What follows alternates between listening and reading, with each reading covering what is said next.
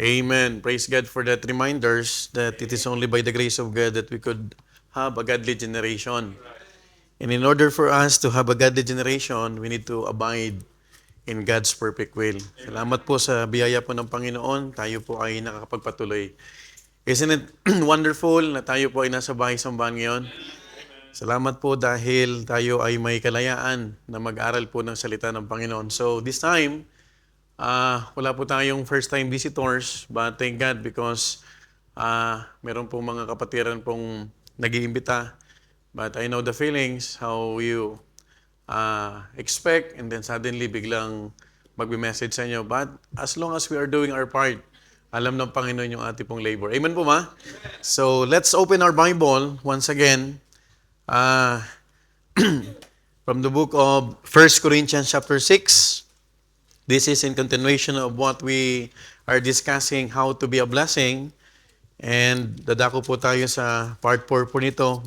And majority of the things that I will be discussing is about practical things. But for the sake of this lesson, kailangan po natin daanan. Amen po ma? 1 Corinthians chapter 6, beginning from verse 19 down to verse 20. This is only 2 verses. Pwede ba natin sabay-sabay tayo magbasa? Okay, all together now read. What? Know ye not that your body is the temple of the Holy Ghost, which is in you, which ye have of God, and ye are not your own? For ye are bought with a price, therefore glorify God in your body and your spirit, which are God's. Father, thank you once again, Lord, for this time that you have given us this wonderful opportunity to study thy word. Thank you, Lord, for the spiritual appetizer that we have heard from our devotion. And this time, Lord, would like to ask once again for the spiritual understanding and even, Lord, for the cleansing of our sins that we have done before thee. Lord, kung meron man kami mga pagkukulang pa na hindi pa namin nahingi ng tawad po sa inyo, patuloy po kayo, Panginoon, maglinis po sa aming mga puso't isipan. And nawa, Panginoon, ito pong lesson ito ay mapulutan pa rin po namin po, Diyos, sa mga aral, paalala. At the same time, Lord, may apply po namin, Panginoon, sa aming buhay spiritual, Panginoon. Salamat po, Panginoon, sa bawat isa na nandito po ngayon together with our brethren who are tuning in. And some of our brethren, Lord, who are not feeling well, we just continue, Lord, to pray for them. We don't want, Lord, to grant the healing mercy and help us, Lord, na kami po ay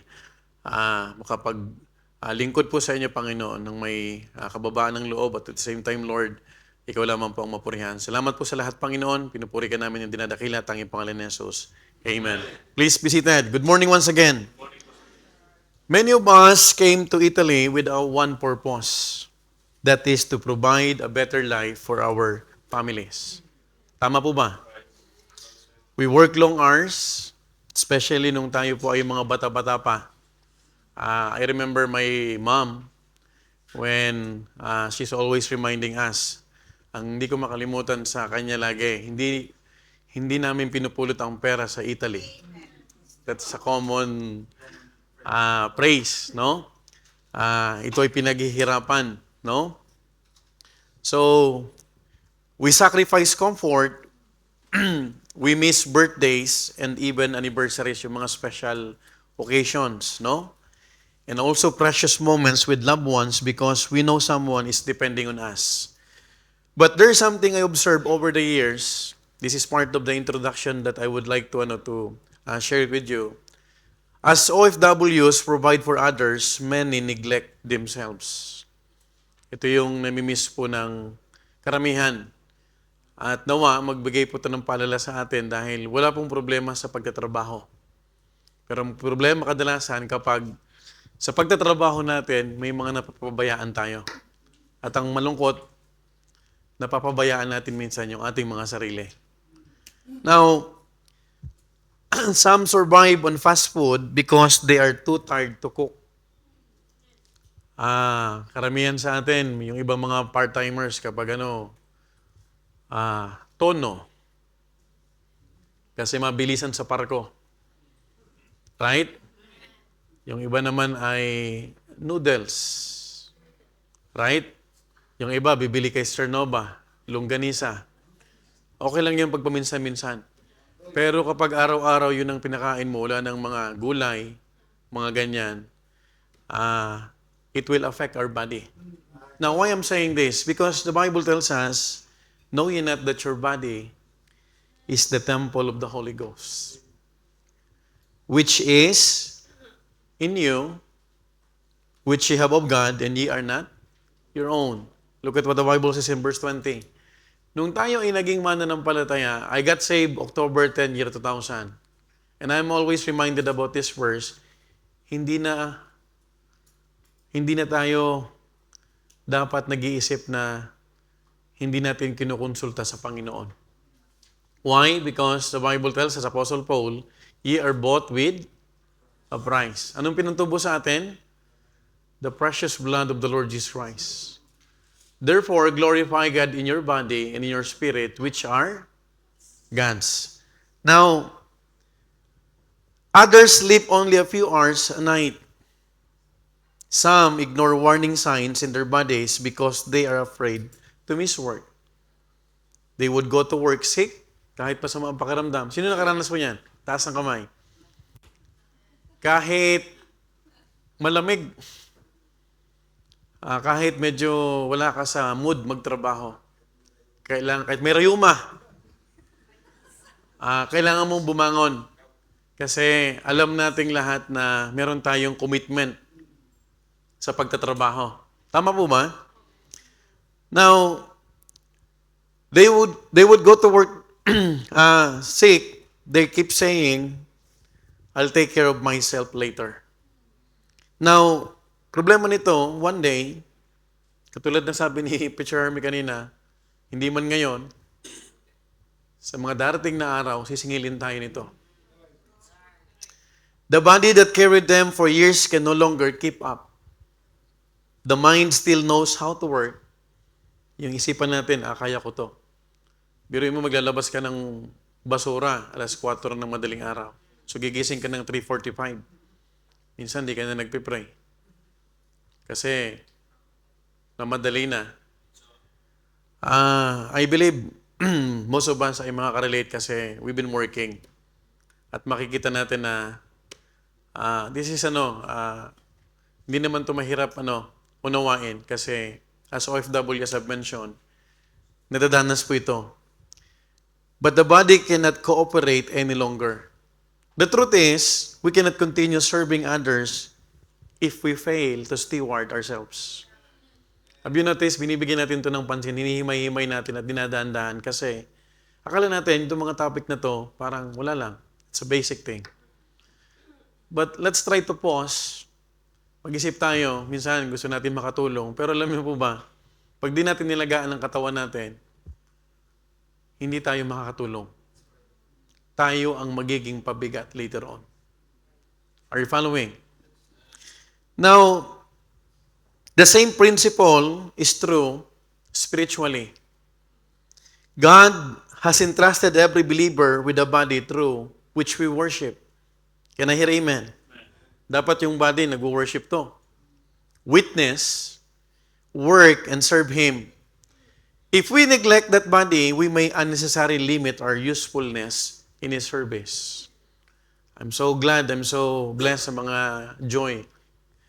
Sister Telma reminded me kanina, kahit medyo may mga nararamdaman, may rayuma, may mga we keep on passing out tracts, we keep on roaming around dun sa mga lugar na pwede tayo magbigay ng mga gospel tracts. Pero makikita natin na habang tumatanda, nagkakaedad tayo, limited. Tama po ba? Nagiging limited. Dati, eat all you can. Ngayon, hindi ka na nagyayaya sa eat all you can kasi lugi ka. Tama po ba? Pastor, wag tayo dyan. Kasi, pag kasama mo si brother, sino ba? Ayoko na magpangalan kasi baka maka-offend ako. Bawal maka-offend ngayon. Nag-iisip tayo na, alam mo yun, ma-maximize. Now, today, we will continue our series, How to be a Blessing. And before we can effectively be a blessing to others, we must first learn to steward ourselves, including the body God has entrusted to us. Now, can I hear amen? Hindi natin to katawan. Tayo po ay katiwala lang. So, we are done with the biblical foundation of physical stewardship. Tandaan niyo po ba to? We discussed this 3 weeks ago. Before considering the practical aspects of caring for body, this is only a recap, we must first understand why it matters to God. So, we discussed the Bible gives several foundational truths concerning the believer's body. Ano yun? Number 1, the Christian's body, is the temple of the Holy Spirit. Okay, what? Know ye not that your body is the temple. Letter B, the Christian's body is the property of God. Hindi ito pag-aari ni Dean. Hindi ito pag-aari ni Chris, ni Omar, pag-aari ito ng Panginoon. Letter C, the Christian's body is a member of Christ. Okay, imagine lahat tayo member. Kaya nga, di ba na, I think 2 Sundays ago, nabanggit ko ito na we should not tell, let's go to the church because we are the church. Tayo ang church eh. Hindi tayo pupunta sa church kasi tayo ang church. So, members in particular, Apostle Paul likened the church in a body. And a body is composed of many members in particular. I'm so happy to see Mrs. Sir Michelle. So may mga function tayo, may mga parts tayo sa katawan ni Kristo. And the good thing about this, the head of the body is the Lord Jesus Christ. Oh, imagine mo kung ang head natin si Saddam. Si Putin, patay na. Kagulo na. Si Trump, nako, unpredictable. But thank God because the Lord Jesus Christ is the head of this body. Now, aren't you glad that we are preaching a name who is controversial, though misunderstood, misinterpreted, but we are preaching the name of Jesus. Oh. Bakit ko po ito sinasabi? Kasi pag pumunta ka ng Mormons, alam natin, Satan and Jesus Christ are siblings. Are you following? Pag pumunta ka dyan sa kador na may mga nakatayo dyan, alam niyo na kung sino sinutukoy ko, you would understand that Jesus Christ, for them, is a small God. But that's not the Jesus Christ of the Bible. Pag dumating ka sa Muslim, yung isa doon nakaupo din, Jesus Christ is only one of the 5 great messengers. Abraham, Moses, sino pa? Yung pang-apat si Muhammad. But the greatest messenger for them is Muhammad. Yung pang-lima si Jesus Christ. O, kaya nga, where's Preacher Jason? We were together nung nag-soul-winning kami nung Thursday. Unang na-share namin ay mga Muslim. And talagang, you cannot open the Bible because they do not believe in Bible. But they would also believe on Jesus, pero makikita mo, ang Jesus sa kanila, messenger lang. Prophet. Now, makikita mo, I am thankful to the Lord kasi yung head ng body na to, Bethany Milan, I am always asking my son, what's the name of your church? Bethany Baptist Church Milan. Oh, pero ang head ng church, yung Panginoon. Amen? Tayo yung body. Can I hear amen? Now, every believer has been united with Christ. Therefore, what affects one member ultimately affects the testimony of the whole body. Oh, I was asked by someone kahapon. I went here and then may nagtanong sa akin, Pastor, ano bang sasagot ko dito? Sabi ko, bakit? Anong tanong mo? Kasi tinatanong ako ng aking magulang, bakit siya pwedeng wala sa church? Ikaw, lagi na sa church. So you would see the comparison. Sabi ko, you just tell your mother that you have a ministry. Kasi iba kapag naglilingkod ka sa Panginoon. Amen po ba? Pag naglilingkod ka, you are committed. Can I hear amen? Now, Letter D, the Christian is accountable to God. Can I hear amen? We are all accountable to God because the body belongs to God. Every believer is accountable for its stewardship. Wala akong accountability sa asawa ko, sa inyo. Accountability natin sa katawan natin, yung Panginoon. The biblical foundation of physical stewardship, and secondly, stewarding the body for God's glory. That is the second main point, no? Recap lang to. So once we understand God's ownership of the body, we must learn how to care for it wisely. So, alam mo, pag nag-edad ka na ng 40 plus, dun ka na nag-iisip ng mga vitamins. Amen? Medyo, lalo pag malapit ka na sa Joy, ayan, mapapaisip ka na. Yung dating okra at ampalaya na hindi mo kinakain, medyo mapapakain ka na. No? Kasi wala kang choice eh. No? Kailangan mong alagaan ang sarili mo. Imagine why Apostle Paul instructed Timothy that the servant of God should become what? A vessel unto honor. Sanctified and meet for the master's use. Paano tayo magagamit kung yung mga organs natin ay sira-sira na? Are you following? Minsan, yung mga, I remember Brother Roger. Some of you, hindi na naabutan si Brother Roger, no? He's still, desiring to serve the Lord. Tapos we were conversing, nag-uusap kami minsan doon sa Brenta. Sabi niya, Pastor, sana nakilala ko ang Panginoon nung bata-bata pa ako. But thank God because yung salvation naman, hindi natin yun idea. It's a timeline of God. So may mga purpose tayo. Kaya maganda pa lang, young people ka pa lang, bata ka pa lang, nagagamit ka na sa Panginoon. Amen po ba? Now, handaan natin, to be meet for the master's use is not only practical holiness, but physical agility. So let's proceed to our lesson. Let's talk about practice personal cleanliness and proper grooming. So mga practical things to.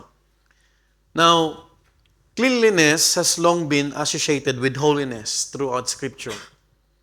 Have you heard about cleanliness is next to godliness? Under Mosaic law, ceremonial washings continually reminded God's people that they serve a holy God. Look at this. Ito mga Old Testament to. Hindi to applicable sa atin, pero may mga mapupulot tayong mga principle. Exodus 30, verses 17 to 21. Can someone read? Sister Noma, please. 17 to 21, please. Exodus chapter 30, verses 17 to 21. Verse 17, And the Lord spake unto Moses, saying, Thou shalt also make a laver of brass, and his foot also of brass, to wash withal, and thou shalt put it between the tabernacle of the congregation and the altar, and thou shalt put water therein. 19, For Aaron and his sons shall wash their hands and their feet thereat. Amen. Last verse, when they go into the tabernacle of the congregation, they shall wash with water, and they die not. Or when they come near to the altar to minister, to burn offering made by fire unto the Lord. Verse 21 po, last Verse verse. 21, So they shall wash their hands and their feet, that they die not, Wow. and it shall be statute for ever to them, even to him and to his seed throughout their generations. Now, thank you so much. Now, Aaron, sino si Aaron? High? The first high? After Melchizedek. Si Aaron at yung mga anak niya were required to wash at the bronze laver before entering the tabernacle or sa pagmiminister nila. Emphasizing, take note about this, baka ma-misinterpret nyo ako rito, ceremonial purity before holy God. Now take note, the Mosaic washings did not teach that physical cleanliness itself is equivalent to holiness. Rather, listen to this, they use outward cleansing as a visible lesson that those who draw near to a holy God must be purified. So maganda na bago tayo mag-worship, bagong ligo. Sino ang niligo ngayon? Huwag na kayo magtaas ng kamay. Maamoy naman yan. Ayan. Oh. Kasi minsan, pag pumupunta tayo sa birthday, hindi tayo pumapayag na hindi mag-shower. Minsan nagpapamake pa. Pag umatid ng kasal. Bakit pag worship, okay na yan? Are you following? Because we will be talking about practice personal what? Cleanliness. Now, remember, while these ceremonious laws are no longer binding upon the New Testament believers katulad natin, the principle of cleanliness remains appropriate. Remember, ito, mahalaga to kahit sa soul winning. Good hygiene demonstrates respect for oneself and consideration for others. Sino sa inyo ang matutuwa na ang kausap mo, bad breath? Are you following? That's why, minsan yung bad breath cause niyan ay ulcer. Pag alam mo na may ganun ka, you have to be sensitive also. Kasi baka mamaya patanggap na. Alam mo yun, makalangit ang mensahe, mala impyerno ang amoy. And that is why we're talking about good hygiene. Every Christian should develop habits such as, ito mga ano lang to, hindi tayo magtatagal dito. Number 1, regular bathing. Di ba pag summer, alam nyo kapag Europeans, alam nyo na doon naglalabasan ng amoy. Isa yan sa pinagmamalaki ko sa mga Pilipino. Pag ang Pilipino mo katabi sa metro, pag summer, gusto ko katabi Pilipino. Naghahanap ako ng Pilipino. Kasi pag yung mga lahi na yan, alam mo, talagang grabe. No? Now take note, when we bath and wash ourselves regularly, we remove dirt, perspiration, bacteria, and other impurities from our bodies. Good personal hygiene helps prevent illness, promotes health, and demonstrate consideration for those around us. Hindi po maganda. We were having yung, andun kami sa grocery nag-grocery kami sa Isilunga. Meron dong mataas. I think mga African yon. Hindi naman tayo rasista ba? Kaso lang, 'di ba pag nagbabayad ka sa cashier doon sa Casa Imin, yung kabilang side ng binabagsakan ng sila yung mga naglalagay din. Yung mga tray-tray ba? So, andito yung si Gab, andito yung asawa ko, tapos andito yung medyo may distansya, mga ganyan, sa may pero, amoy na amoy. Iba yung amoy. Talagang, hindi naman sa nag-iinarte ba? Kaso lang, iba talaga yung amoy ba? So, what I'm trying to say, itong mga bagay na to, hindi sana maamoy o makita sa ating Kristiyano. Amen po ba? Kasi, kung gusto natin maging blessing sa iba, we need to take care of ourselves. Sarili natin. So remember, a clean body reflects diligence rather than carelessness. Secondly, clean and modest clothing. Ayan. Clothing should always be clean, neat, and modest. Hindi mo naman kailangan branded. Ang mahalaga, yung sinuot mo na, huwag mo nang susuotin na hindi pa nalalaban. Kasi pag yan ikaw ay pinawisan, iba ang amoy niyan. Ano ba? Melon amoy. Okay. Melon amoy. Amoy melon. So, wearing clean garments demonstrates self-respect, discipline, and laging may karugtong to, consideration for others. Okay. It communicates that we take our testimony seriously and desire to represent Christ well. We must remember that we are what? Ambassadors. For or of Christ. Sino yung mga ambassador? Tayo. Okay, 2 Corinthians 5:20.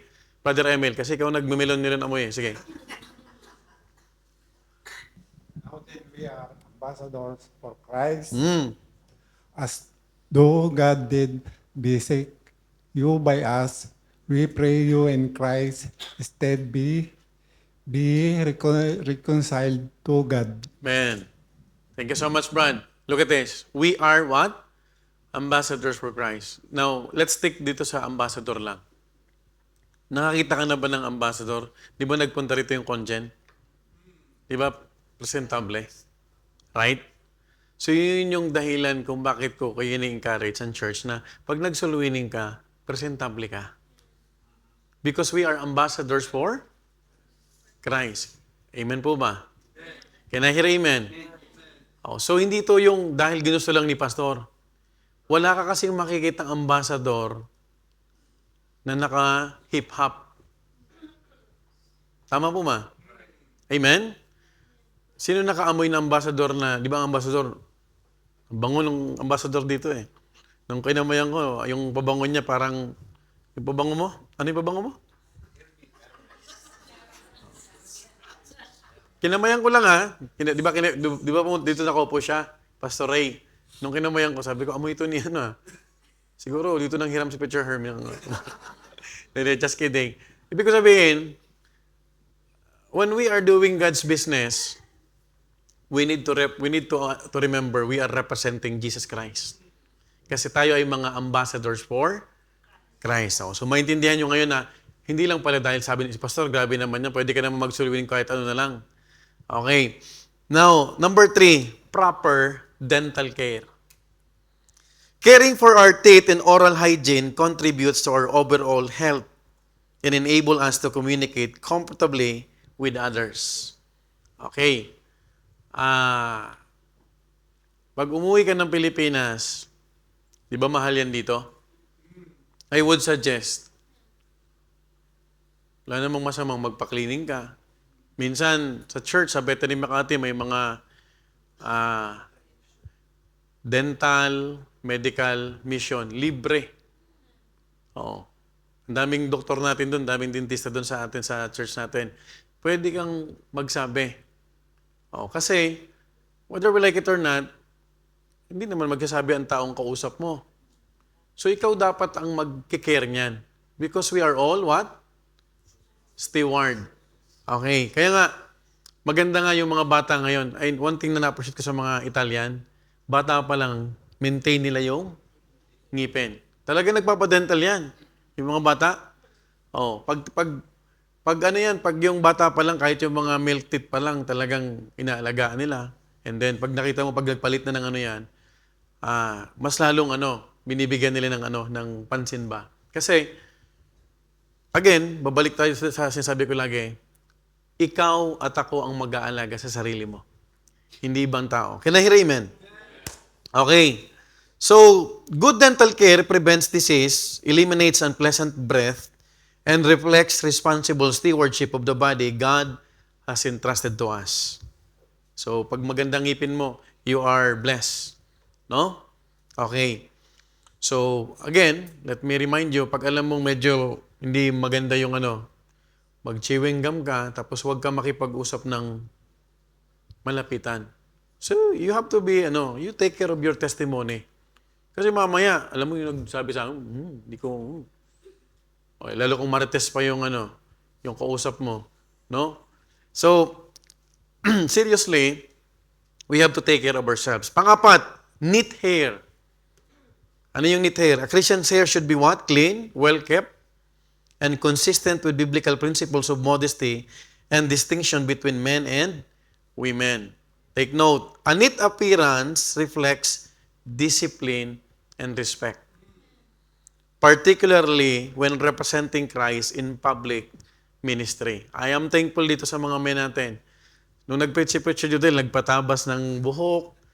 Si Missionary Chris, pagpuputay ng pulan, nagpapagupit yan. Lalo si Preacher Joshua nung Wednesday. No? Hindi lang natuloy yung preaching niya kasi dumating ako eh. Ibig sabihin, we are trained na parang ang ganda kapag presentable tayo. Mas nakakadagdag ba ng confidence? Tama, Airo? Tama? Ayan. Okay, nagpe-prayer vigil na yata ito eh. Ayan. Okay. So, again, a neat appearance reflects discipline trimming is essential for men and women. 1 Corinthians 11:14-15. Sister Krishaline, can you please read these two verses, please? Doth not even nature itself teach you that if a man have long hair, it is a shame unto him?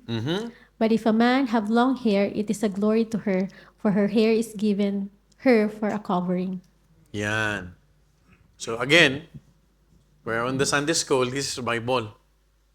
Kasi minsan, ang lalaki nagpapahaba ng buhok. Yung babae naman, nagpapaiksi. Okay. Now, hindi kalooban ng Panginoon ang babae boycott.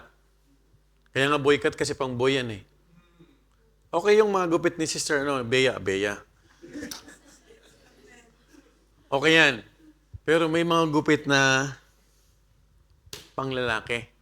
From the word boycott. Alam na natin. Amen? Because the Bible, if a man have long hair, it is a shame unto him. Okay. So, the Bible is clear even in our hair appearance. Panglima, trimmed and cleaned nails. Ayan. Sige nga, patingin naman ko nga. Huwag mo tignan katabi mo ha, sarili mo kung ang pakialaman mo. Okay. Nakaka-turn off pag nagbukas ka ng Bible sa sinusulwingin mo tapos may pangulangot ka pa.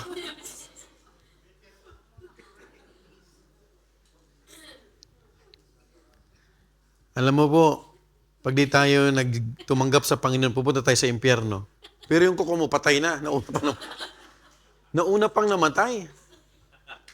So, bago ko lumabas ng sulwining, bago pumunta ng church, actually, meron akong 4 na nail cutter. Yung maliit, yung malaki, kasi yung sa paaba. €1 lang naman, may €3, 390 doon sa Isilunga. Hindi naman kamahalan. Now, bago ka lumabas, na-encourage yun na, tingnan mo muna.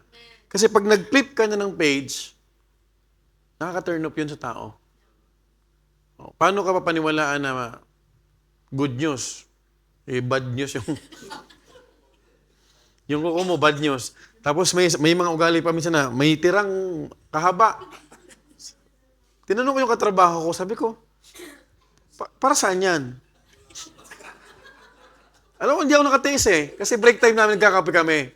When I was working in Humanitas. Hindi ako nakatiis talaga. Kasi ilang taon ko na siya kasama, okay naman yung siyam.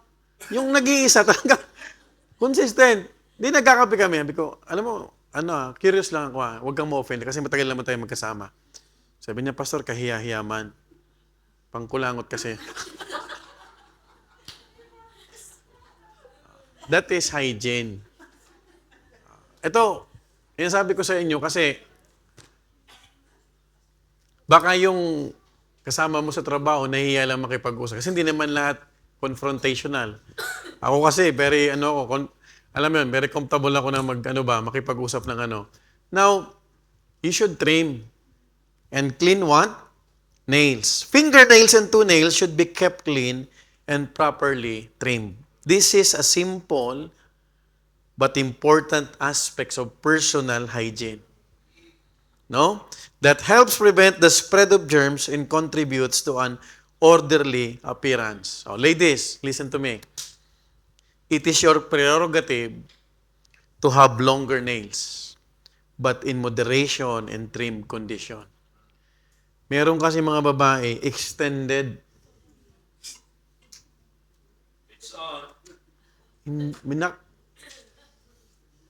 May nakasabay ako. Nung umawak siya doon sa may metro, ay, kamera. Alam mo yung si Nebuchadnezzar? Pero pulang-pula yung niya, tapos so nakaka-distract yun. Patingin nga mga young people, mga kuko nyo.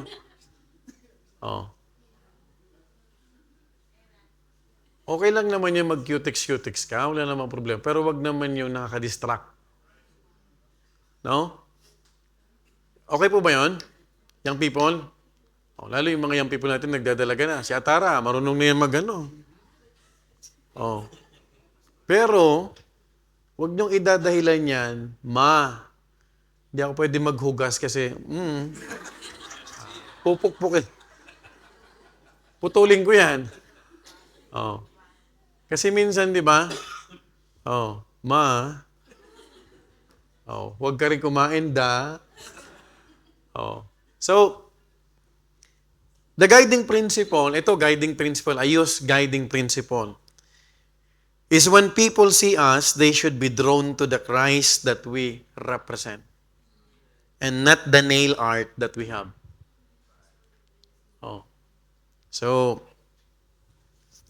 andun kami sa McDonald's, drive-thru. Sama ko si Gab. Yung babaeng nag-aabot ng order namin na, yung Sunday, ang haba nung kuko. Tapos hindi siya, ang tawag doon, Hena. Nakalimutan ko na, hindi ko member. Kikos Dinatawa siya, parang, nag-explain siya na parang mag-close kaming dalawa. Tapos, kinurot ako ng asawa ko. Sabi niya, hindi mo yan membro. Kasi nakaka-distract talaga dahil ang haba nung kuko ba. Tapos may mga design pa. Kumbaga, anong pakialam mo? Pwede ako ang pakialam mo sa ko. Pero, sa mga mananampalataya, the guiding principle is what? To draw people to Christ. Hindi doon sa suot mo, sa kuko mo, sa buhok mo. Okay po tayo. A pleasant appearance. Christians should present themselves in a manner that is clean, orderly, and approachable. What is a pleasant? Ano yung pleasant?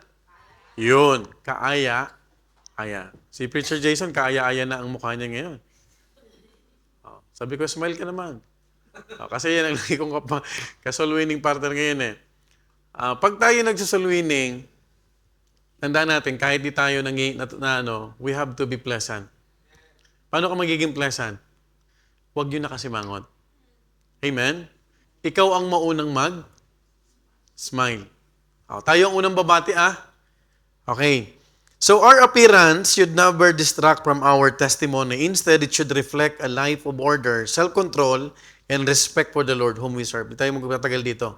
Kasi mga lang naman to. These are not matters of vanity, but, again, stewardship. A missionary, pastor, sasama ko na, preacher in charge, baka sabihin, wala rito pastor Sunday school teacher or church worker should never become distraction because of unnecessary neglect of these things. Our appearance often forms a person's first impression before we ever speak the gospel. Can I hear amen? Let's proceed to dress with modesty and distinction. Scripture teaches both modesty and distinction between men and women. In Deuteronomy 22 verse 5, Sir Samantha.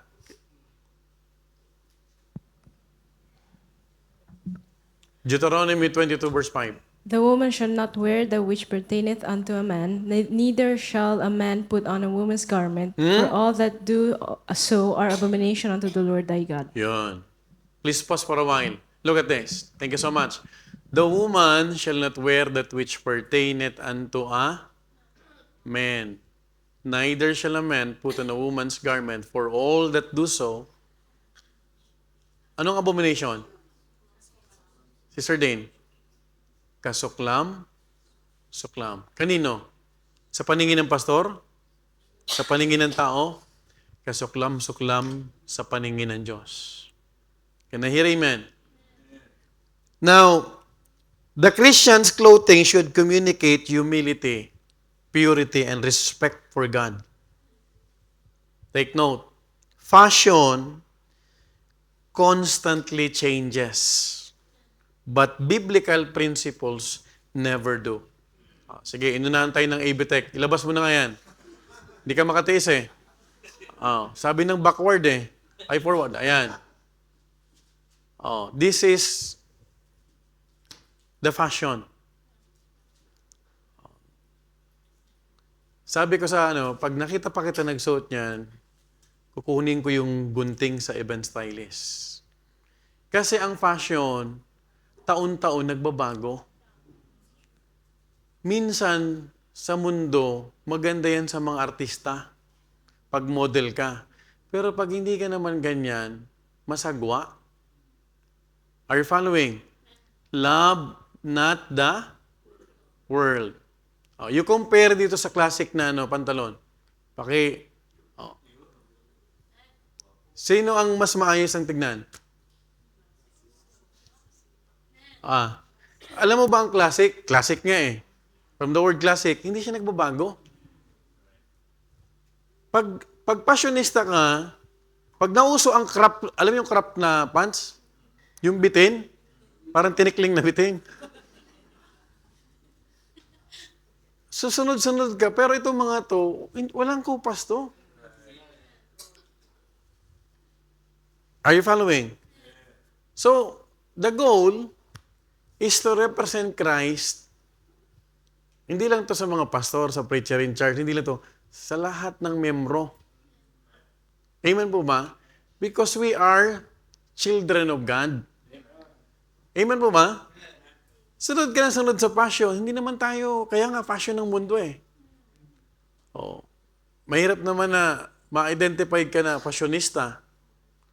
Tapos, makikita mo na nag-i-invite tayo sa church. The reason why we are inviting those people, kasi gusto nating maturuan sila. Hindi uso ng mundo. Amen? There should be what? Distinction. So the believer should avoid clothing that promotes sensuality, pride, worldliness, or unnecessary attention. Example nito, I mentioned this, yung mga crop shirts, vulgar statement shirts. Meron yan, mga t-shirt ba? May mga printed ba? Ripped jeans, tight clothes. Saka nakakita na, nakita ko dito sa Domo nung namimigay kami ng trucks, nakabutas-butas yung pantalon ng ano. Kasi ang justification, alam naman ng Panginoon yung puso. So okay lang kahit anong damit. So sa akin naman, inisip ko naman, sige nga, subukan natin ang lalaki magpalda. Nanay Solita, pag nagpalda si Pastor, matutuwa ka? Tingin niyo po. Baka hindi na bumalik to. So kung yun ang mentality natin na okay lang kasi alam mo naman ng Panginoon yung puso natin eh. Hindi na ako nagbigay ng example ng mga pictures ng kasi pag summer, halos luwa na lahat. Tama? Mamaya magka-stiff neck pa si Brother Rodel. Kakatingin doon. So, I hope you are reminded na kahit summer, modest pa rin tayo. Amen? Kasi hindi tayo sa mundo. Tayo ay mga mananampalataya. Hindi ito kakitiran ng isip. Ito ay salita ng Diyos. If you love the world, you are enemy of God. Sino nagsabi niyan? Apostle John. Hindi si pastor. No? Now, instead, our appearance should reflect a heart that desires to honor Christ. Letter C, guard the body from harmful substances. The believer should intentionally avoid anything that weakens the body or enslaves the will. Ano yon? Ano ng mga hindi dapat? Baka naman justify mo pa yung alcohol. Ano? May narinig akong nagtuturo na pastor, okay lang daw mag-wine. Kasi good for the heart. Drink moderately. Ewan ko sa'yo. Tobacco. Pastor, ano naman yan, pastor? Ano naman yan? Ano tawag doon? Vape. Mas delikado nga ang vape. Right? Alam niyo ba yon? Okay. Huwag kayo mag-pray muna ha. Makinig muna kayo dito. May iba nagpipray na eh. And other addictive substances not only damage physical health but often impair judgment and self-control. So, thank God because pag tayo ay binago ng Panginoon, nakakawala tayo sa mga bisyo. Can I hear amen? Amen. The Christian should ask, will this strengthen my usefulness or diminish it? Oh. Honestly, di maganda ang Coke. Meron akong mahal sa buhay, di nagtutubig. Ang lagi niyang laman sa rep, 1.5. Di mo makita ang tubig yun kasi ang tubig niya, Coke. Pero here it comes. Yung sabi ni Peter Herme, siningil na siya. Oh. Now, hindi ka makakapaglingkod sa Panginoon ng maayos kapag may nararamdaman ka na.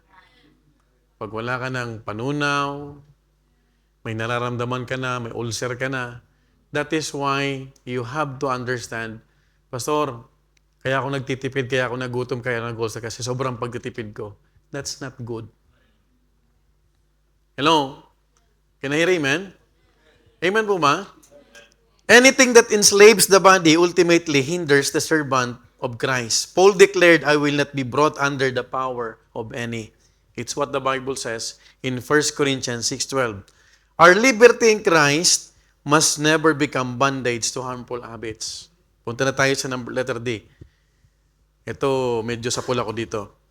Practice wise eating. Wise eating. Wow. Pagkain, hirap.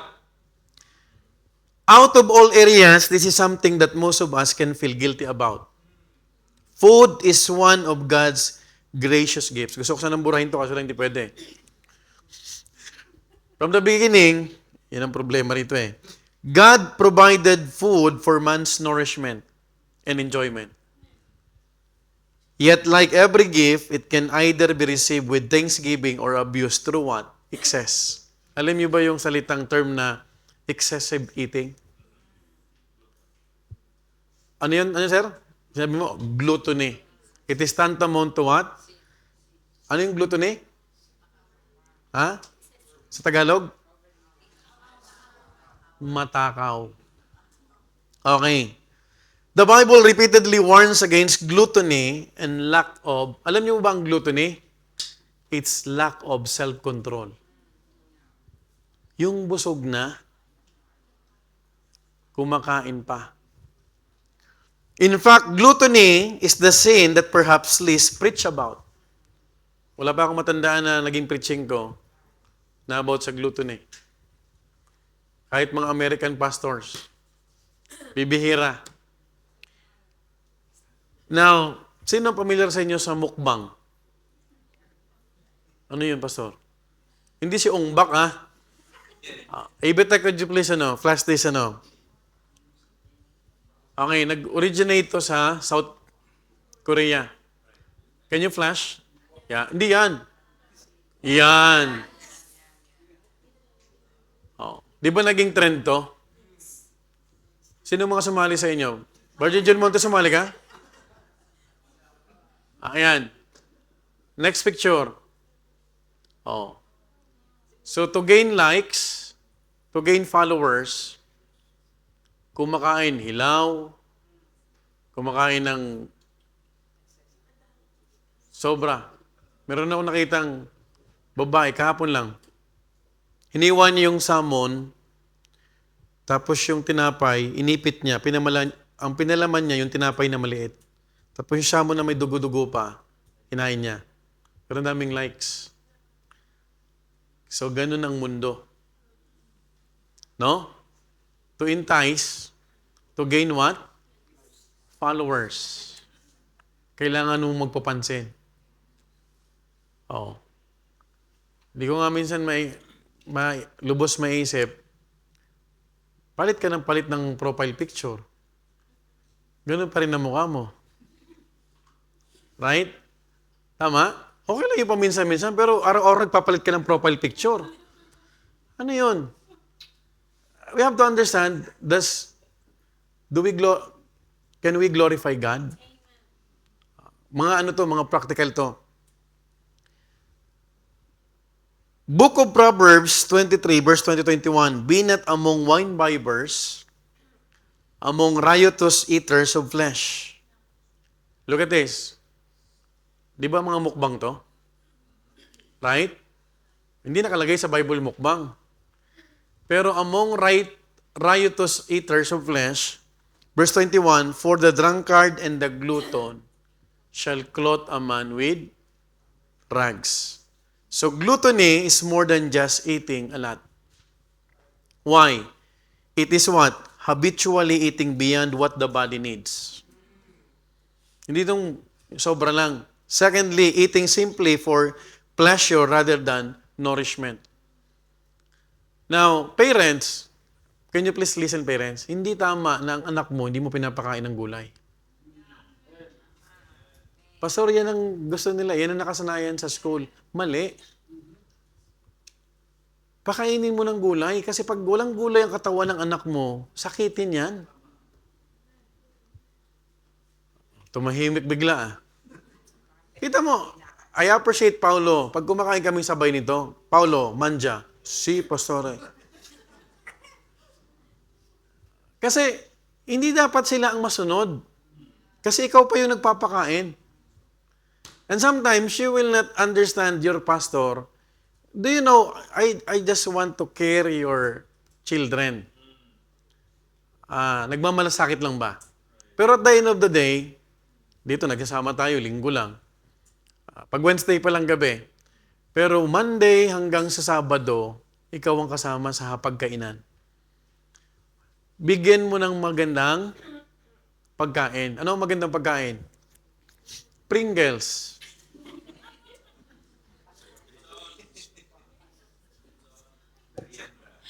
Chicharon.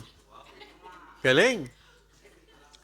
Tapos magpipraise si Sir Nova, Lord, thank you for this food that you have provided. Do you think the Lord provide for your, to destroy your body? Mali yan eh. Actually, mali ang prayer na yan. Hindi yan provide ng Panginoon. Yung chicharon, ilagay mo sa munggo, okay yun. Pero alas 11 na ng gabi, magchicharon ka, tapos magpipray ka muna, Lord, thank you for this for your faithfulness. Bless this food. Ikaw, ang galing, bless this food. Inuutosan mo pa ang Panginoon na i-bless yung... Tama, mali. Ito mga hindi ito napapansin natin, pero minsan ginagawa natin. Lahat tayo rito, lacking self-control around food. Using food as an emotional escape instead of turning to God. May mga taong stress eater. Pag nai-stress, ang pinagbubuntungan, pagkain. So, anong equivalent? Obese. Ang obese, ang kasunod, abyss. Alam niyo yung abyss? Malapit ka na sa hukay. So, kailangan natin kapatid, alagaan, being mastered by cravings and appetites. Food, ang hirap itong lesson na to. Kaya binibilisan ko nga, papansin nyo. kasi kahit ako, tinatamaan dito eh. Food should what? Supply strength for labor, health for ministry, and energy for service. Tanong, ano ang sustansya ng pagkain mo? Chichirya.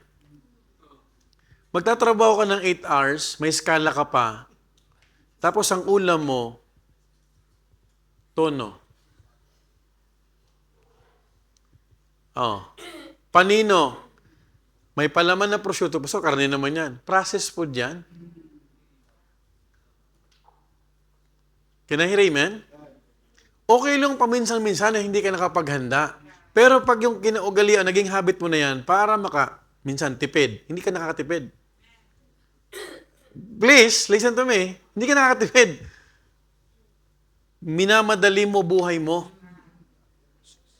Kasi kailangan ito ng katawan ng nutrisyon, sustansya, vitamina. Kaya hindi tama, pag nagkakasakit ka na tapos pag mainit na ulo mo dahil yung mga pinapadalan sa Pilipinas, inaaway mo na. Hindi na nga ako halos kumakain dito. That's a wrong mentality.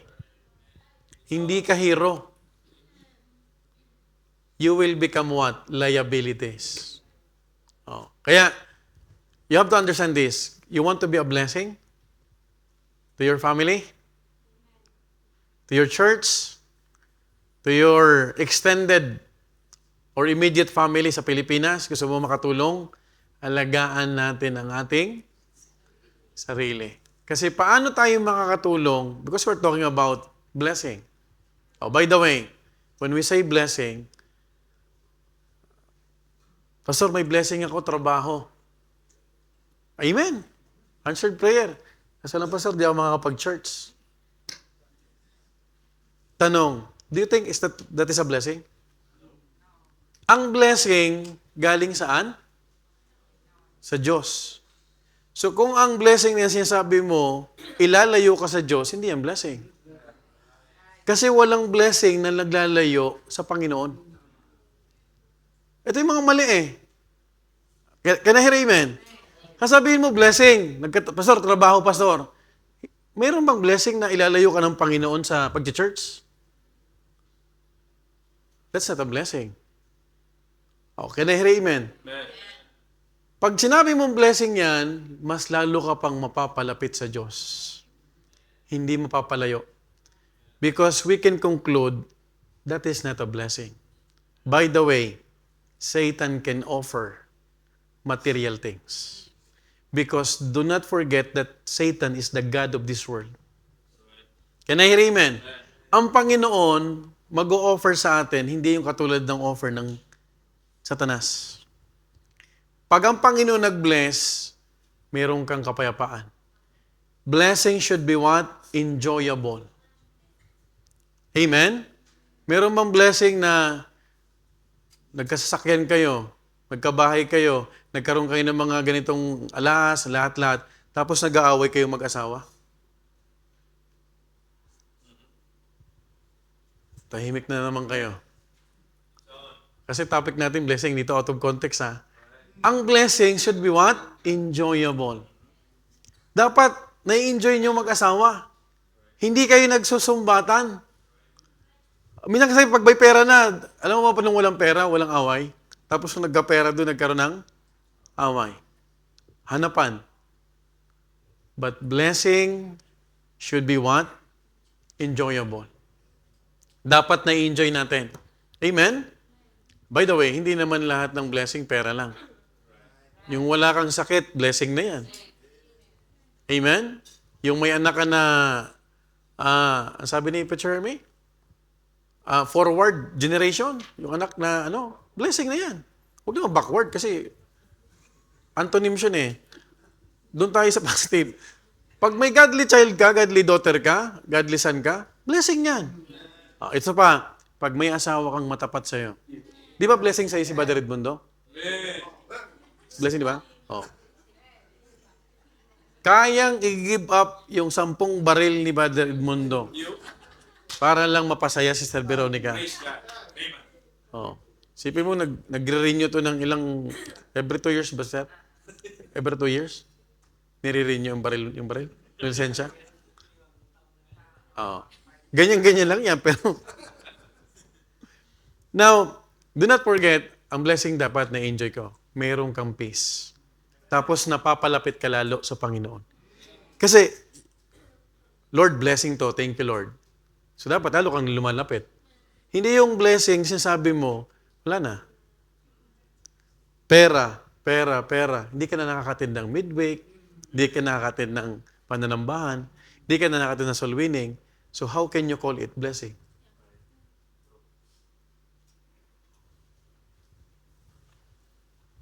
Tapusin na natin to. Food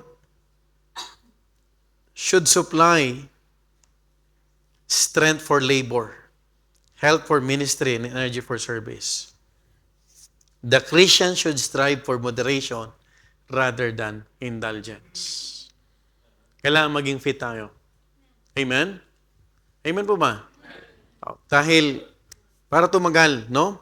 So, I believe, itong mga practical na reminder sa atin, we could apply it, no? So, again, for ladies, these are phases in your cycle where you crave more. And that is due to your hormones. Minsan, may hormones ba ang lalaki? Meron?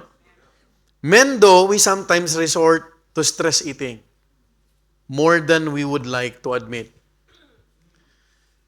Lastly, good stewardship includes what? Eating and choosing nutritious foods whenever possible.